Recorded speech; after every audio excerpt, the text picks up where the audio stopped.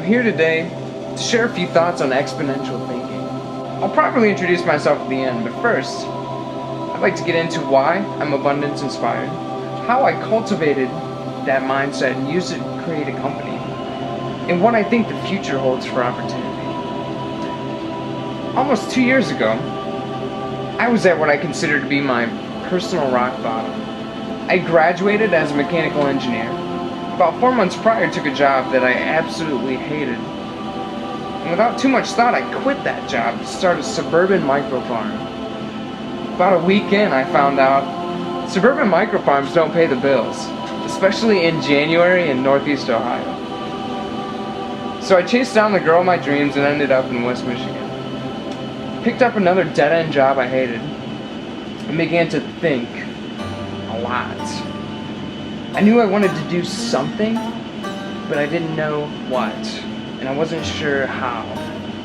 I felt like my life had no direction, no vision. And then I came across and watched Ray's documentary, The Transcendent Man. I truly consider that instance to be a defining moment for my life's work. This was the catalyst I needed to propagate a mindset to do something great.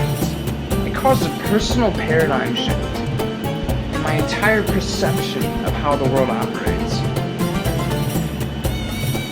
This was about a year before Abundance was released. So technology advances through exponential growth.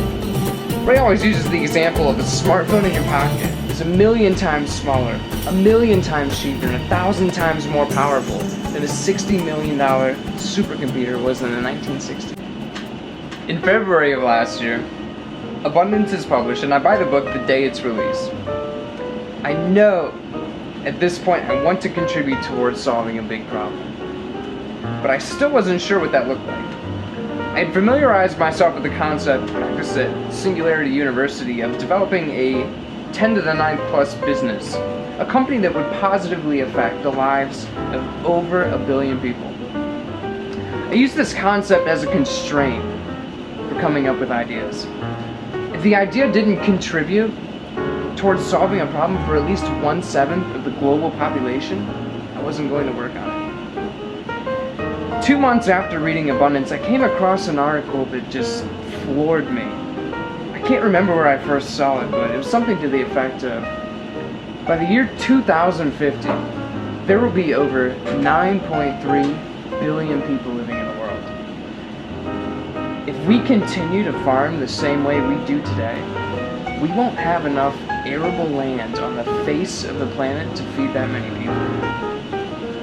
I knew right away, I felt it through my whole body. This was the problem I was going to work on, and I've since become utterly obsessed with it.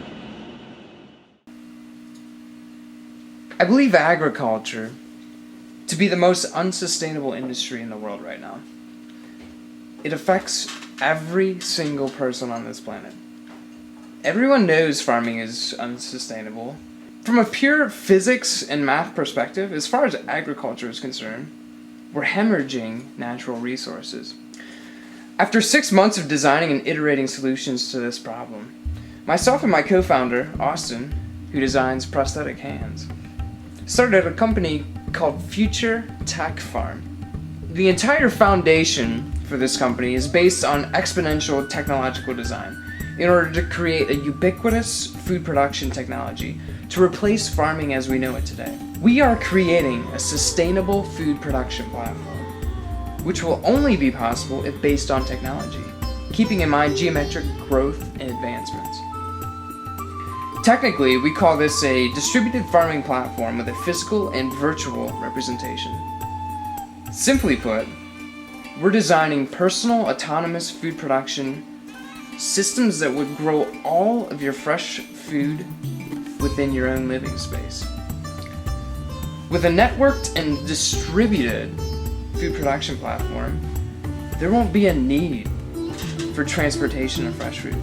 It would completely eliminate the energy usage and the associated carbon footprint. We can reduce the usage of fresh water by over 90%, and even that is a conservative guess in comparison to traditional farming today. An idea that we've been toying with is something even involved with what Peter mentions in abundance through the slingshot technology, is that we can reuse the water so that it can be purified and used again. I know right now this is a fairly abstract concept, so let me tell you what it's comparable to. It's like when computers in the 60s went from those humongous mainframes with umbilical corded terminals to PCs and laptops. That's what we're doing with farming. My name is Brian Falther. I'm a mechanical engineer, thinker, dreamer, and entrepreneur. I've been inspired by Peter Diamandis and Ray Kurzweil to found Future Tech Farm, what farming should be.